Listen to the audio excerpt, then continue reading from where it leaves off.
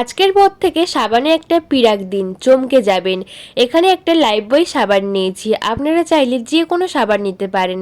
এর মধ্যে দিয়ে দিচ্ছি একটা পিরাকটা ঢুকিয়ে দিলে কিন্তু ভালো মতো ফুটো হয়ে যাবে। এরপর পিরাকটা বের করে নিয়েছি, এর মধ্যে একটা সুতো দিয়ে দিচ্ছি। আপনারা চাইলে উলের মোটা সুতো নিতে পারেন, যে কোনো মোটা সুতো নিলেই হবে। এই সুতোটা দিয়ে ভালো করে আমি গিঁট দিয়ে নিচ্ছি। এটা আমরা কোথায় কিভাবে ব্যবহার করব। বন্ধুরা, আমাদের প্রত্যেকের বাড়িতে বেসিন থাকে, যে বেসিনে হাত ধুই এইভাবে কিন্তু সাবান রাখি। দেখা যায় একটা সাবান 20 দিনের বেশি হয় না।